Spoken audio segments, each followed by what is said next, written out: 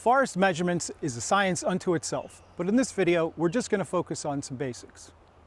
Forests are composed of many life forms, such as these wild trilliums in front of me. However, most of the structure of forests is composed of trees. So most forest measurements are measurements of trees. We rarely have time to measure all the trees in forests, so usually what we do is find some trees in different spaces throughout the forest, take measurements of them, and use those to represent all the trees in that forest. In this video, I'm going to take you through some of the basic forest measurements, starting with stem diameter at breast height. Breast height is about 4.5 feet above the ground. I've already marked a line that's about 4.5 feet above the ground on this tree. It's a convenient spot that's about the height of where a person's arms are. If you look at this tree or any tree, what you'll see is trees gradually taper as you go from the bottom to the top of the tree. That means the diameter gets skinnier. So if we measure the tree at different points, we get different numbers. And what we want to do is have a standardized system of measurements where people get the same measurement with the same tools when they're measuring the same place. That's called precision, or we sometimes call it repeatability of a measurement. So when we talk about the diameter of the trunk of a tree, we're talking about how wide is it. One of the tools that we use is this stem caliper.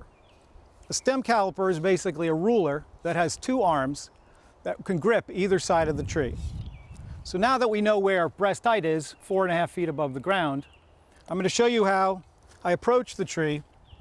I slide the caliper onto the tree, and then I can read off the diameter like a ruler. Here I get 25 inches about. So this tree has a diameter breast height of about 25 inches. However, trees are not perfectly circular. So if I move around the tree and I measure in a different location, this time I got 24.2 inches. That's a big difference, 0.8 inches. That's because tree diameters aren't perfectly circular in cross-section. So that makes this tool a little bit imprecise. The caliper is also a big tool, and the bigger the tree, the bigger the caliper I need. So this tool is a little bit bulky, and it's even a little bit bulky to carry around in the forest. This tool is called a stem diameter tape, or D-tape for short. Basically, it's a measuring tape that we wrap around the tree to measure its girth. First, I'm going to demonstrate how we use the tool. On a large tree like this, we have this special bark hook, which we can hook into the bark. I'm going to walk slowly around the tree, careful not to have any kinks in the tape and keeping the tape level. Then I'm going to come back to a zero line here and read off the measurement. This tape tells me that this tree is 25.9 inches in diameter. Now, if you look at what I just did, you'll see that I actually measured the circumference of the tree. So, how did I get the diameter? Well, this is a special tape that's already been recalibrated so that I can read off diameter when measuring circumference. So in order to do that, I have to know the relationship between circumference and diameter. So the circumference of a circle is equal to pi, the Greek letter pi, not the dessert, times the diameter. So this tape has already been divided through by pi, which is about 3.14.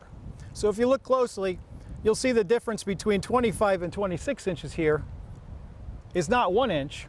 Actually, it's a little over 3 inches, which is the approximate value of pi. So I measure circumference, I read off diameter. I don't have to do the math when I'm out in the woods. That's the main advantage.